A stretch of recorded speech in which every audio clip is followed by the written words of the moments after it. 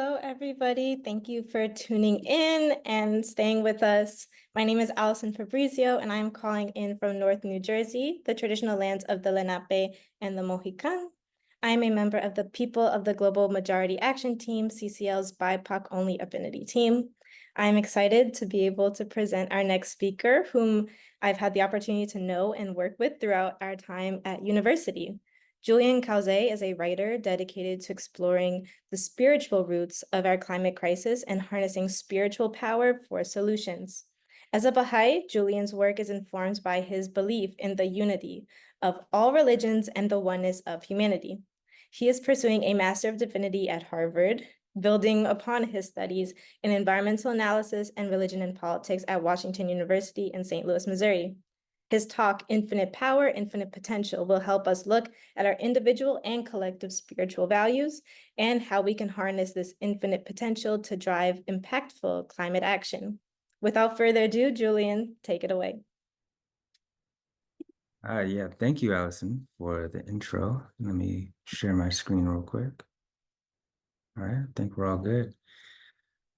Good afternoon, everyone. I really do want to start with just share my sincere gratitude to the Citizens Climate Lobby Inclusion Team for creating this space to come together to learn from one another. I've been having a good time, caught the end of the last one, and giving us an opportunity to really recharge our batteries for the important work that we have ahead. My name is Julian Cauzae, and I want to start by sharing three very important numbers to me.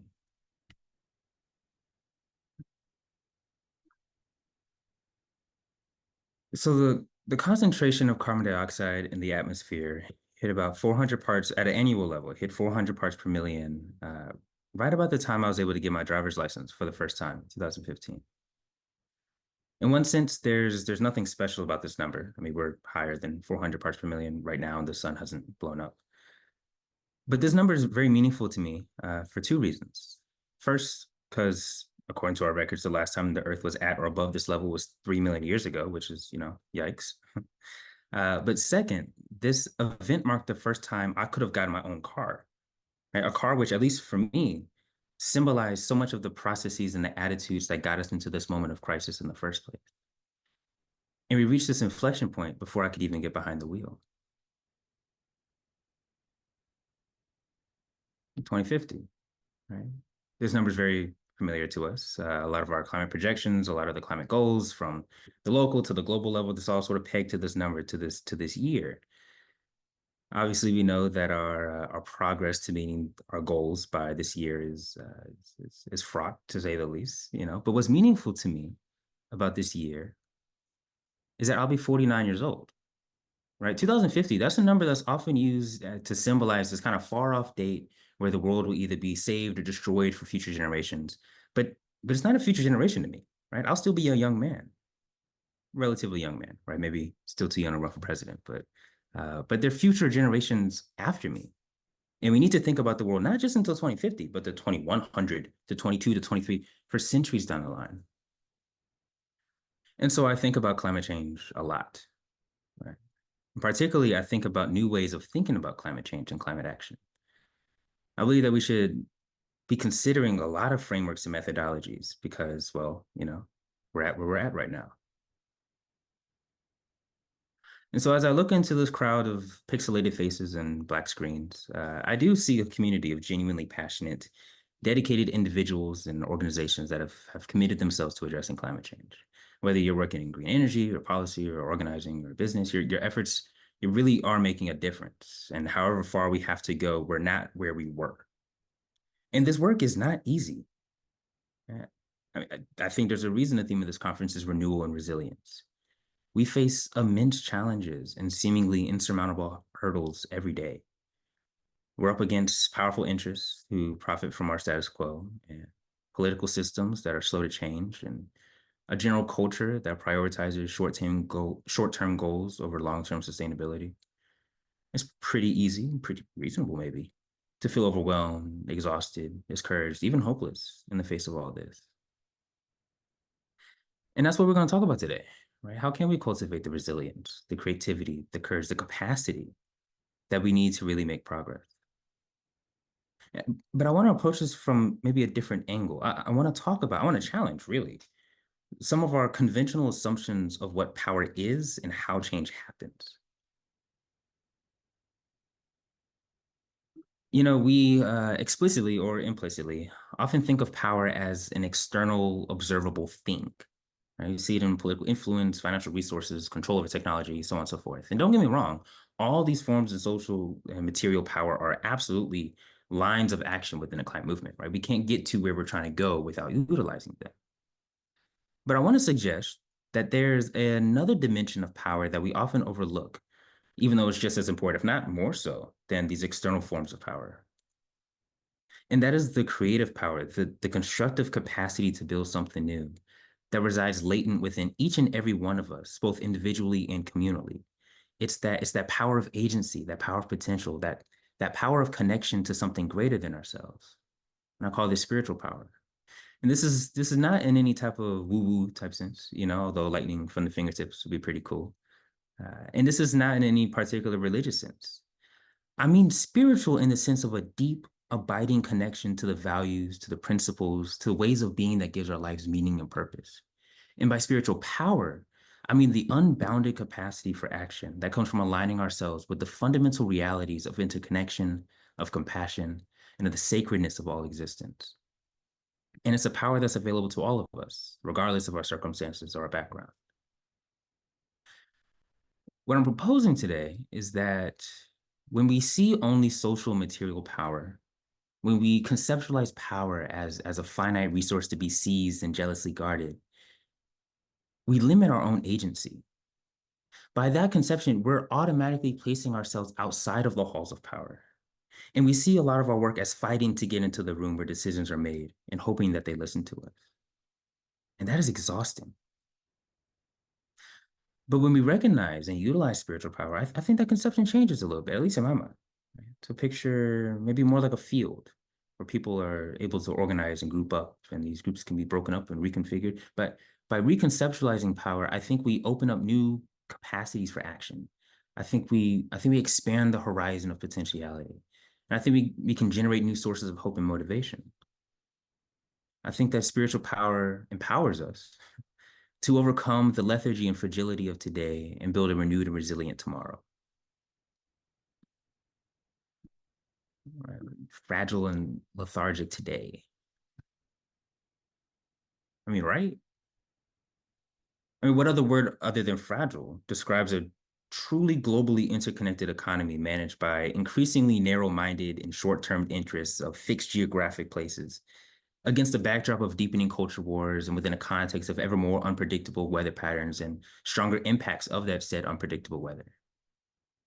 And we might have to redefine some words, right? We might have to call Merriam-Webster if the definition of lethargic is not looking at all of this and sighing and turning on Netflix and saying that the world's going to end anyway, so why should I be sad about it? And why shouldn't I go out with some fun?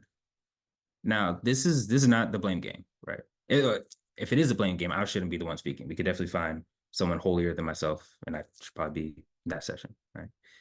But this isn't the blame game. Let's go back to that definition of lethargic,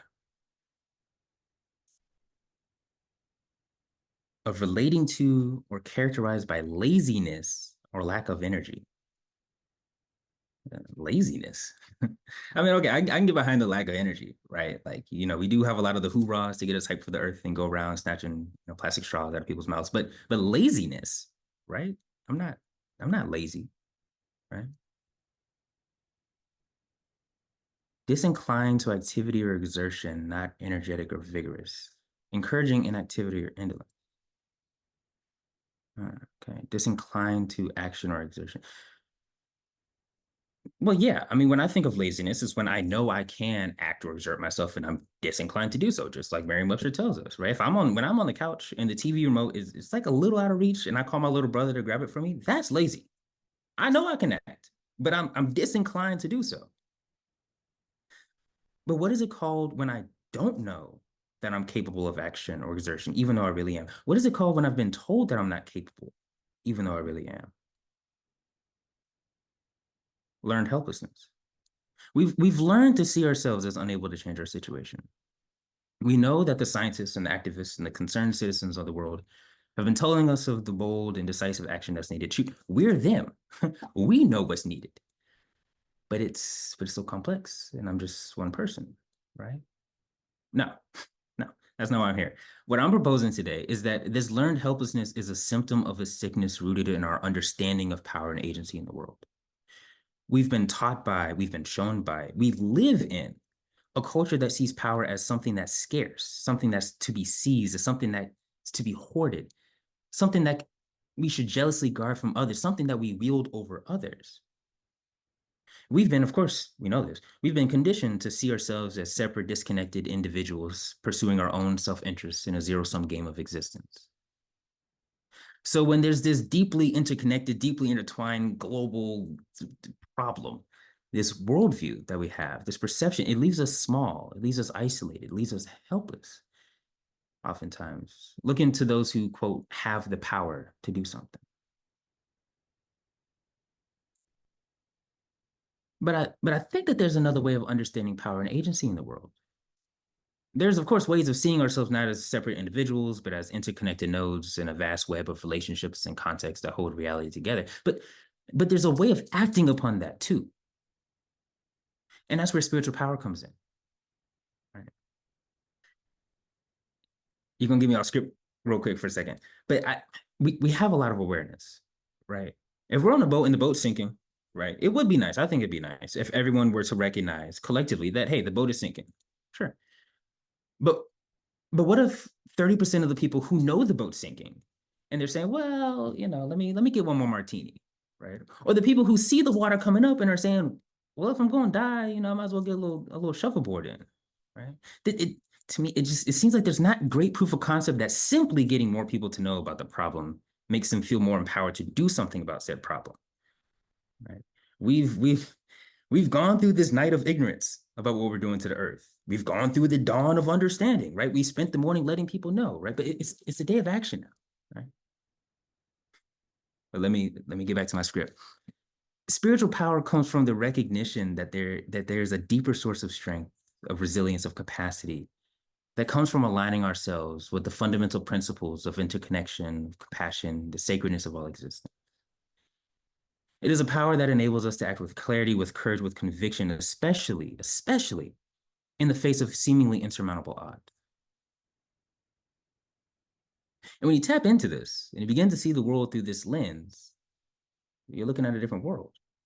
Climate change reveals itself to be something even deeper than an environmental catastrophe. You see in its roots a moral and spiritual crisis. The work of transformation becomes not something we do to the world, but something that we're becoming, transforming, regenerating the world through us as the world. And so then this transformational work can't be delegated to those in power. Right? It's an embodied responsibility for all of us, whether we're policymakers or corporate boards, parents, friends, teachers. Which please, come out. Please do not hear this as me saying this whole, individuals are the problem and individuals are the solution nonsense, right? We live in the context, right? We did fall out of a coconut tree, right? That there is systemic change that needs to be made at every level of society. That's what we're talking about here. That's what I'm talking about here. But change isn't done to societies. Societies change and we are society. All right, let me paint a clear picture, I think, of what I'm talking about here. Think of a magnet, right? Imagine you got a magnet, boom, sitting on your desk. By its very nature, this magnet is constantly generating a magnetic field around itself. This whole invisible force that can attract and repel other magnets and magnetic materials. I mean, it's a whole world, it's a whole electromagnetic world going on.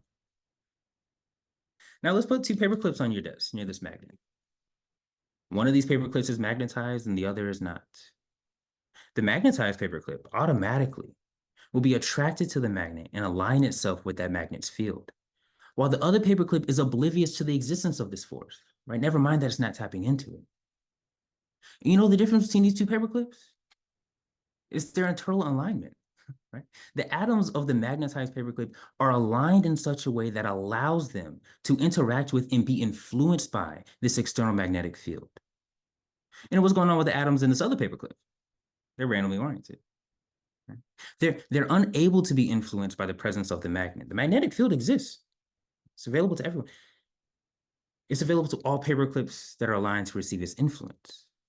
So if you ask that paper clip, that magnet doesn't even exist. And that's not even it. Look, you know how you magnetize a paper clip? You expose it to a strong magnetic field.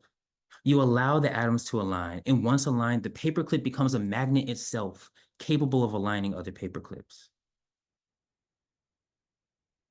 And as you might infer, this magnet represents the ever-present spiritual power that exerts its influence over reality, and we are the paperclips. Those who are magnetized, those who are internally aligned with these spiritual principles, are able to tap into and be guided by this power. By aligning ourselves with these spiritual truths, we light our candle of latent capacity with the fire of love. Cool. Okay. How do we do that? Right? This all sounds good. How do we do that? How do we align ourselves? Obviously, I'm not here to tell you how to practice one way or the other, whether it's prayer, whether it's meditation, whether it's dance, however you connect. But I will say it's not a purely individual endeavor. Just as a paperclip can become magnetized and influence others, we as individuals can positively influence our communities and society. You know, I think a lot of the despair and climate anxiety and general hopelessness that is abundantly evident in the world today is real. And a pretty reasonable reaction to what I think is a false dichotomy that most worldviews, religions, political ideologies find themselves existing in. Because on one side, you have those who say that the world is bad because people are bad. And you have others that say the world is bad because our systems are bad. But pretty quickly, one finds that it's difficult to convert 8 billion people, and on the other, it's pretty hard to overthrow the system overnight. And so you're feeling hopeless. What do you even do? What can we do? But I call this a false dichotomy because, well, I think it's a false dichotomy, right? It's both. The system exists as a reflection of ourselves, right? Humans created all this. Aliens didn't create Coca-Cola. But we're also shaped by the world we exist in. Society change when we change, but not only when you change. And so when we're thinking about how to internally align ourselves, compassion doesn't exist in a vacuum. We express compassion through our interactions. Love doesn't exist unto oneself. It exists through relationship.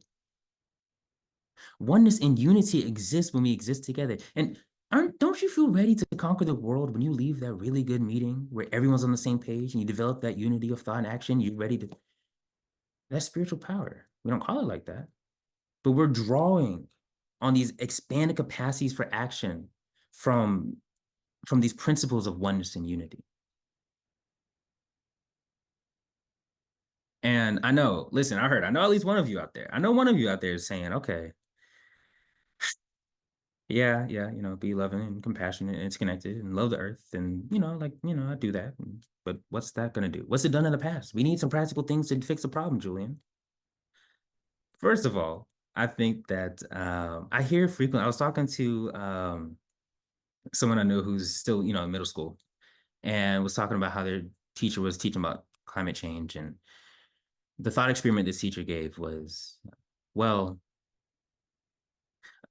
addressing climate change is hard. How would you say we should address climate change? Because even if you were to live 100% sustainably, what would that even do? Right? And you hear a similar sentiment in TV shows and movies and Friends and on the news. And how do we strip ourselves of agency like that?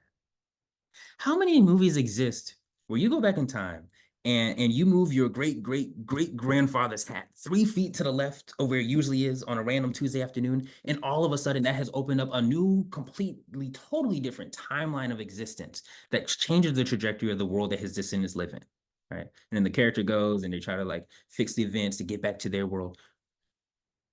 And we don't think that's a crazy idea, right? We can recognize, even online, there's a whole category of memes that I personally enjoy, where it's finding all these random connections between these events that have happened in the past and how they led to, a Michael Jackson album or something like that.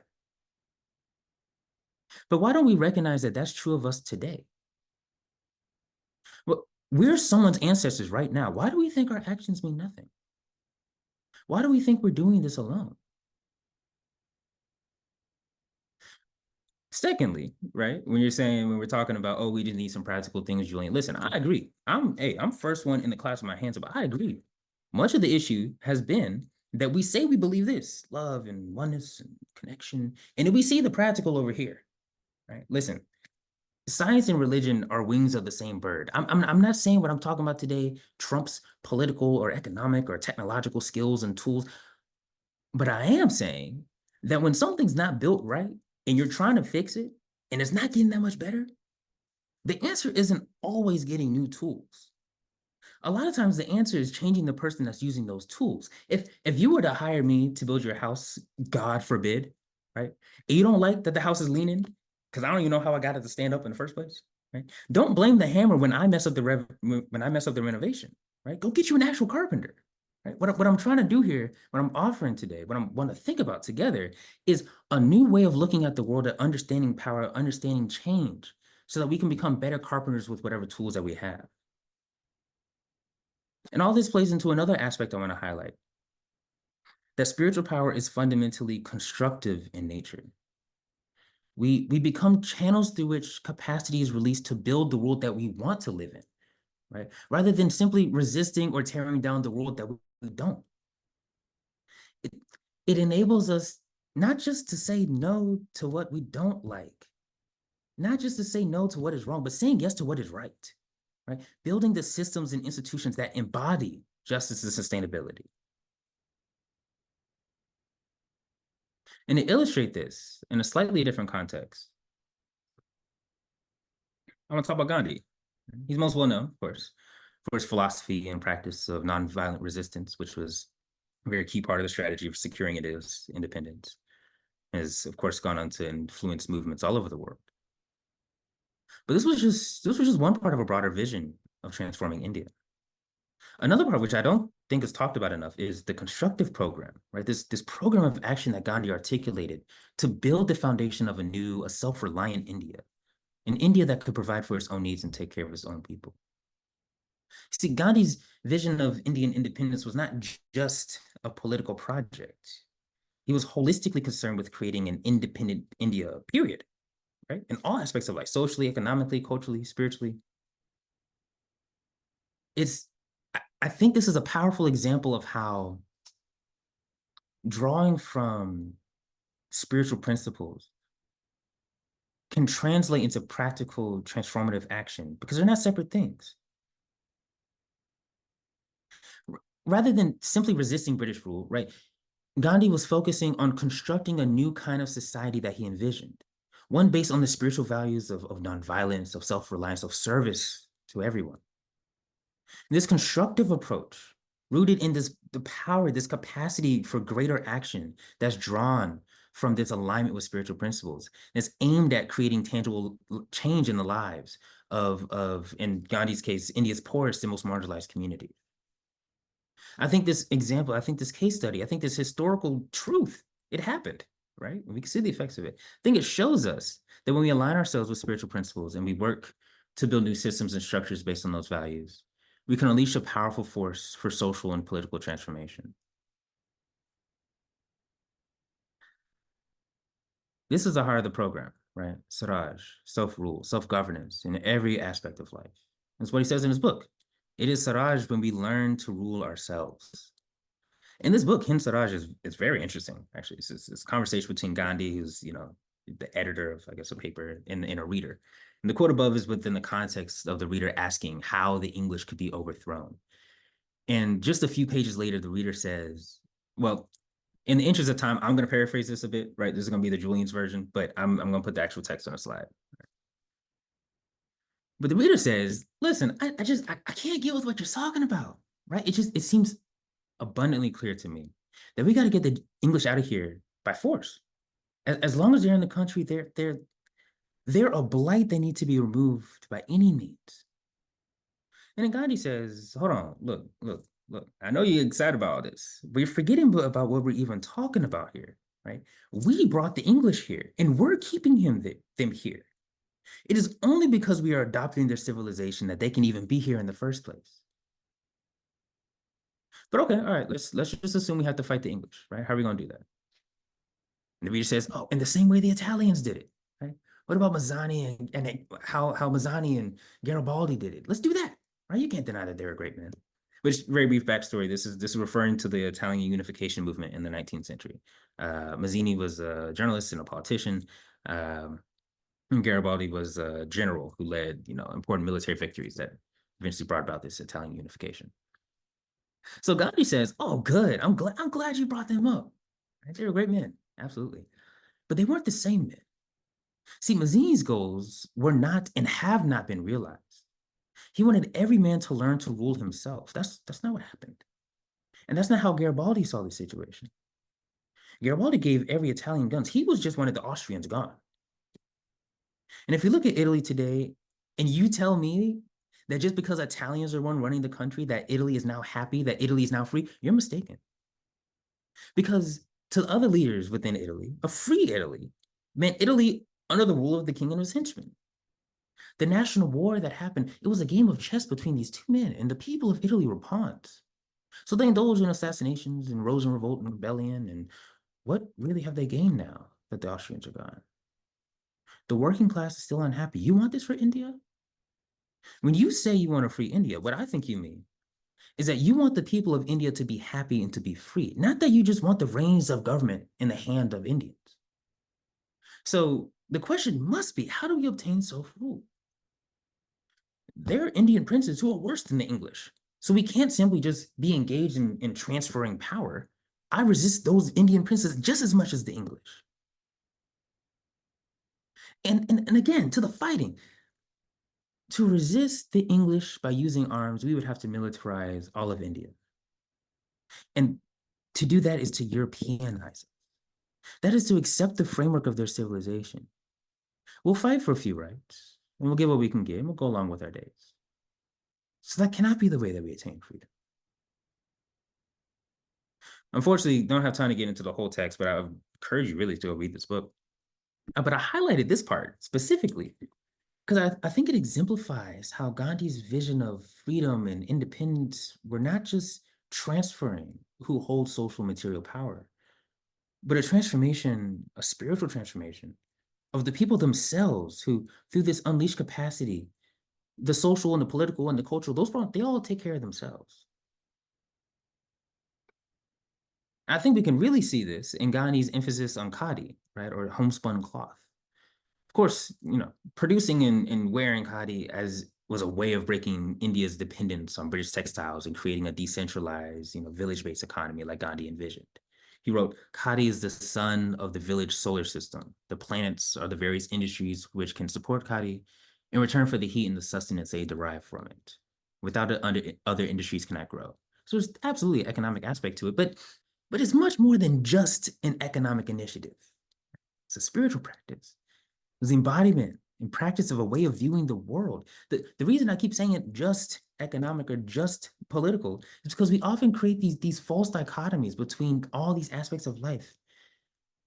The economic impact of khadi, the fact that the benefits were increasing the material wealth of people in a way that they were not dependent on other people, that is not a nice benefit of the practice, the spiritual practice of khadi. They're the same thing, right?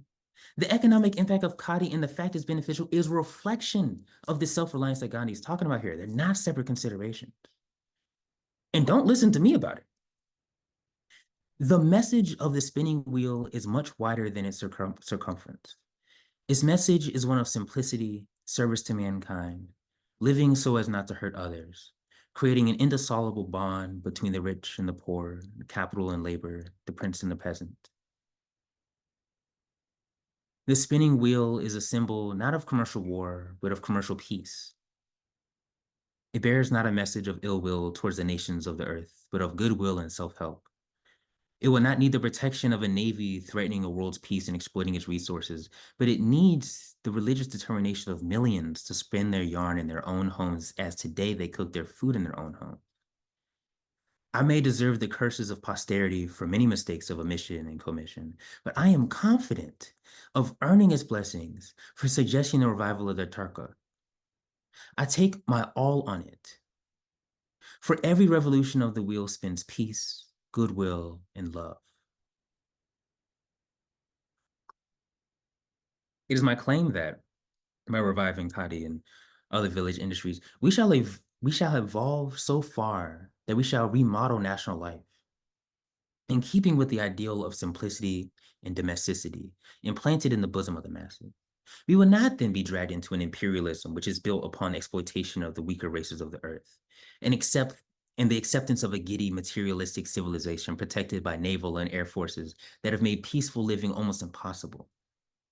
On the contrary, we shall then refine that imperialism into a commonwealth of nations, which will combine, if they do, for the purpose of giving their best to the world and of protecting, not by brute force, but by self-suffering, the weaker nations or races of the earth. And such a transformation can only come after the complete success of the spinning wheel. India can become fit for delivering such a message when she has become proof against temptation and therefore attacks from outside by becoming self-contained regarding two of her chief needs, food and clothing. And I quoted here in depth and without paraphrase, right? To lock into our minds that Gandhi's vision of Indian independence was not simply a fight against imperialism, against the English, against colonialism, a fight for freedom. It was a fight for freedom. It is Swaraj when we learn to rule ourselves.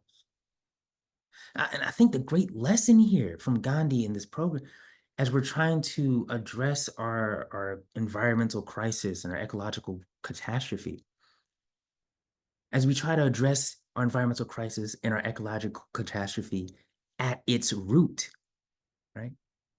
If someone could snap their fingers right now and replace the extractive methods and economies related to fossil fuels and replace them with extractive methods and economies of acquiring lithium to put in our Tesla so that we're not burning CO2, is that progress? We're not just resisting the systems that cause this crisis. We're not just treating the symptoms of this crisis. Our fight is to build new systems that create a new world. Our fight is to diagnose the crisis at the root and cure it. And this is not just political or economic work. Like, this is also deeply spiritual and moral. Our situation demands that we cultivate a new culture and a new consciousness, one grounded in interconnection and compassion for all life and the unity of mankind. And when we align ourselves with the principles of love and of truth and of sacrifice and of discipline and of mercy, we unlock greater capacities to realize that change in the world than we ever thought imaginable. So how can we apply, let's draw out of this, how can we apply these lessons from Gandhi and these principles of spiritual power to our work that we have here? First and foremost, which, as if this is a step, right? This is not a step, this is a lifelong endeavor, right? But we must connect. We must become magnetized. We must become attracted to and strive to embody in all aspects of our lives spiritual truth. Whether you exist within a religious tradition, whether you don't, however you identify, there is a thing called love. There is a thing called compassion. There's a thing called unity. And that there's so many various practices that can bring us closer to and transform our inner life so that our outer actions, our thoughts, our words, our deeds, these are aligned, a reflection of these values. But we can't do this work alone, right? We must also join, we must also create communities like this one, right? Of shared purpose and values, of working together to build the kind of world we wish to see. This means taking constructive action to create regenerative, resilient systems of life. There's this tendency I hear so often of dividing action between small action and big action. That there's little tiny concrete steps we can make, and then there's the real stuff we can do of like, we transform the world, right? No. In every area, in every aspect of life, we're embodying a way of being. And so constructive action to create regenerative, resilient systems of life, this could be getting to know your neighbors, right? And allow for their concerns and their problems and their joys to exist together with yours, right? This could be working together with other parents at school on a carpool system, right? This could be regenerative agriculture. This could be founding businesses that use and experiment with these different economical logics. It means approaching whatever work we have, all work, with a spirit of service, humility, of detachment, of perseverance, and a recognition that the path ahead is long, it's challenging, but that every small act of alignment and creation matters. We're coming to the end of our time together, right? And I want to leave with some type of clear vision for a path forward.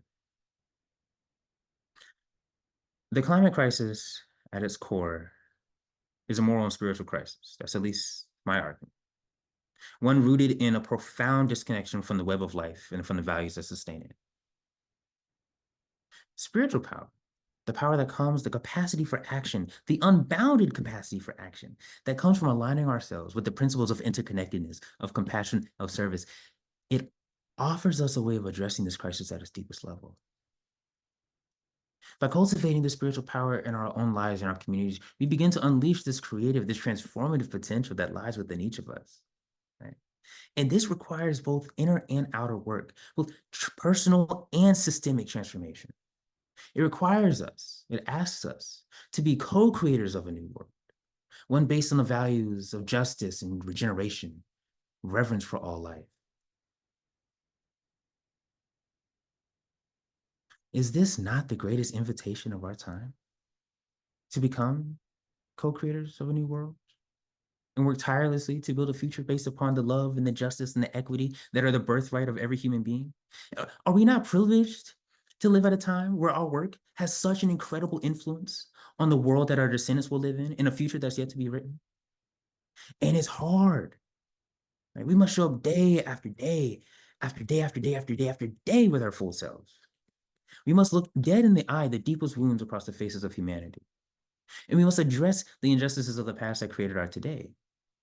And we got to figure out how to do it together, how to learn to live with abiding love for ourselves and for one another, which sounds good, but is hard. We know that's hard. But we also get to look to the future. We get to imagine a world on its current trajectory, 10, 20, 50, 100 years from now. And we get to say, I don't want that. Then we get to say, here's the world that I do want. And then we get to say, I recognize the great privilege and responsibility that comes with my efforts to bring that about. And then we get to decide to become part of something much larger than ourselves. We get to leave a legacy of healing and regeneration for all those who come after us.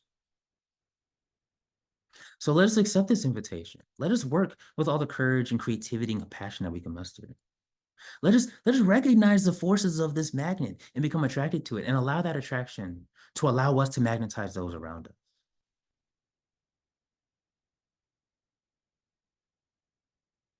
As we close, I invite each of you, everyone, myself included, take a moment to reflect on how you can begin to cultivate this in your life. What are the practices of inner alignment and self-reflection that resonate with you? How can you connect with others who share your values and your commitment to creating a more just, sustainable world? I also invite you to identify a concrete action you can take in this week and put these principles in action. It might be as simple, this is my thing for this week. Instead of texting people about a quick update, just a call. Or taking 15 minutes to knock on your neighbor's door and just see how they're doing. Bring them a cookie, right? Whatever it is. Know that every act of alignment in creation matters. That taking this first step, you're joining a larger movement of transformation and happening all across the world. And stay connected to this vision. Stay connected to these people. That's what Citizen Climate Lobby is about. Right? We need each other for support, for inspiration, for accountability on this journey. We really can create a world that is worthy of our highest aspiration and our deepest values. So thank you for listening to me. Thank you for listening, being here with an open heart and an open mind, and for your commitment to the great work ahead. Thank you. Thank you so much. I think you need a t-shirt brand because you had quite a few quotes that I would like on a t-shirt on my wall. Yeah, thank you so much. And for everybody tuning in, feel free to keep on sending in your questions. But I'm gonna kick it off with a question for you, Julian. Yeah. You mentioned that spiritual power is available for everyone, regardless of their backgrounds, their circumstances, where they come from. Can you talk about a little bit more about how people can begin to cultivate this power in their own lives and advocacy, especially in CCL, even, regardless of their religious backgrounds, or even people who don't really have strong ties to spirituality or a religion? Mhm. Absolutely. Absolutely. I in that line, the emphasis for me is regardless of background. I think oftentimes we see our value as what we can produce. And we obviously all have different capacities for producing different things. But we also recognize very well all the interconnected webs of privilege and power and race and class and nationality and all these things where we can self-categorize ourselves into someone who can't do much, right? But this aspect of spiritual power, right? And what does it mean, right? What does this mean? And how do we tap into this outside of traditions?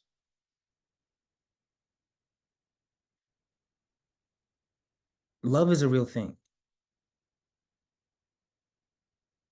Sitting in silence and meditating on these principles is a real thing. Striving consciously in your mind, one day at a time. I'm just gonna be a little more compassionate than I was yesterday. The the practice and the training is the same thing. You cultivate these principles, these values by doing them. And through doing them, you cultivate them to a higher degree. And so to me, this is sort of independent of particular traditions or particular practices. We all have, some way of connecting to something greater than ourselves. People hug trees. People take walks. People just sit with a cup of tea outside, right? So I think that there's ways where we can cultivate areas for reflection and intentionality about how we want to act in the world, and intentionality about the principles we want to be evident in our daily thoughts or daily deeds. And I think that it's a self-reinforcing sort of process with that. Thank you. We got a comment from Beth who said they're going to turn off Netflix and knock on my neighbor's door with cookies. I wish I was your neighbor. That would be amazing. For our next question, many people that are in the audience today are involved with advocacy or various forms of advocacy or sustainability work within CCL or their own communities.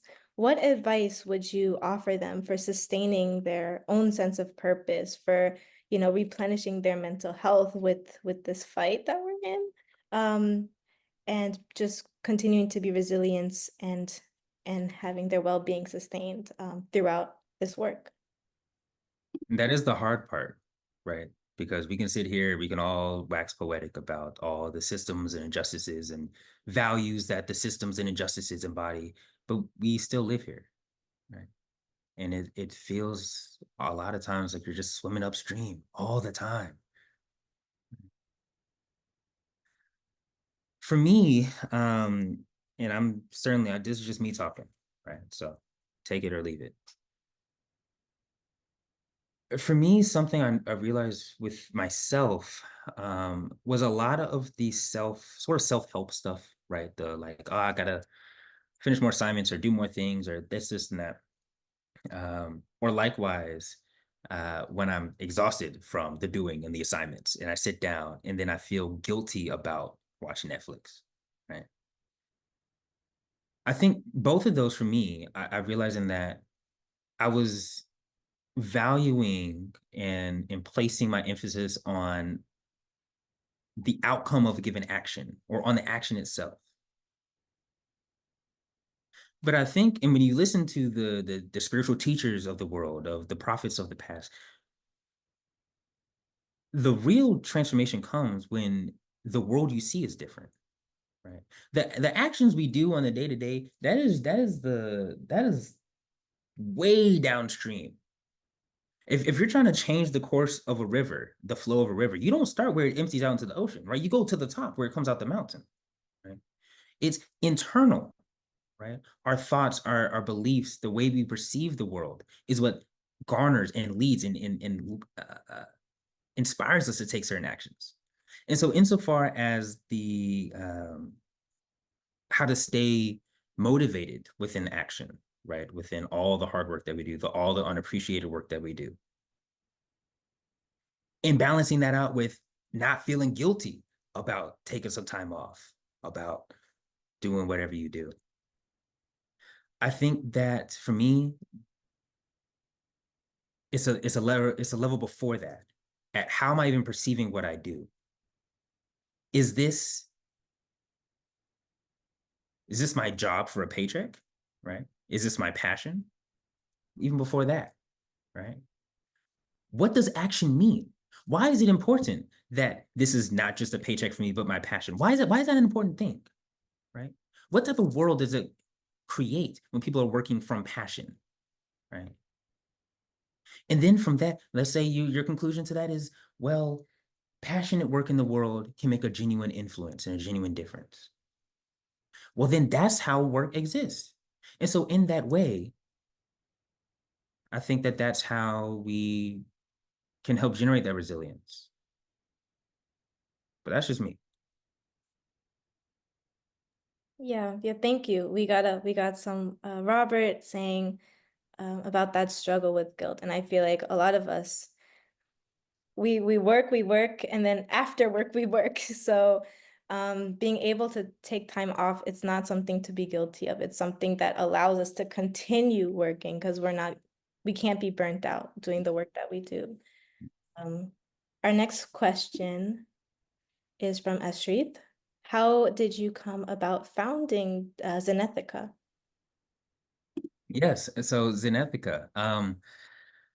This came about. So I throughout undergrad, um,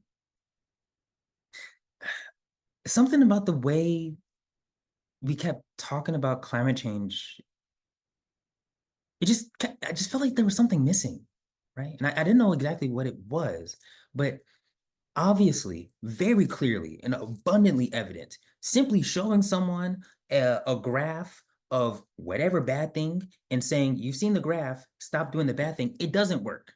It just doesn't work. That's clear. But what does work, right? And for me, this going back in high school, and I'll keep this short, hopefully. But in high school, I lived overseas. I lived in China, and I remember that there was this one time where I was on the subway, and it's rush hour. I mean, it's jam packed in there. You can barely even get your phone out of your pocket. And some people would come in and they'd have their phones out, right? And I'm like, oh, okay, that's smart. You know, you get a little couple of inches of breathing space. But then they'd be watching, Harry Potter, NBA, whatever, right? And cool. All right, I'm thinking, cool. You got some in ride entertainment. But then the people around them, right? We're packed like sardines. The people around them would be watching whatever they're watching, right? And it's like, oh, okay, and help me. I remember looking at that and saying, that would never happen in New York, right? Sharing your screen with some complete what? And so I was obsessed. Why did that happen? Right? Is it communism? Is it this? Is it that? For me, what ultimately it got down to is at the fundamental root level, there's a difference between the Chinese and the American worldviews that manifests itself at the surface in differences of big things like governing structures and small things like subway etiquette, right? And so, how do we think about climate? How do we think about ourselves? How do we think about the world, right? What is leading us to these actions? And so, Zenethica was sort of my project of thinking about that. And my thesis, sort of where I'm at right now, is uh, identifying at I think we can summarize the cause of climate change, if it has to be in one word, in disconnection. And I think that the spiritual values and teachings of all religions are all of those that bring about connection and sustain our connection. And all of the deadly sins, the avoidable ills, whatever terminology there is, are all those that lead to disconnection. And so I'm trying to figure that out. And that's kind of where Zenethica came from. Thank you. Thank you. Yeah, and we put the link to Zenethica in the chat, so feel free, everybody, to check it out. I know that there are amazing things coming to look out for. But I do not see any more questions in the chat. So if there's any last minute questions, you have a few seconds to rush it in. But thank you so much, Julian. It was a pleasure learning from you, having your insights, even being in university with you. It was a learning experience all of itself. So thank you so much for your time. And Thank you so much for having me. This was just the highlight of my month, and I appreciate everyone for bearing with me for a little bit as I'm figuring this out. I hope so many people here will take, even if it's a small bit, a lesson from today. But thank you everybody for your questions as well. They were amazing. And our next affinity team member is Dr. Edidion, who will be presenting our next speaker. So stay tuned. We're gonna have a short break and then we'll be back in just a few minutes. And thank you, everybody.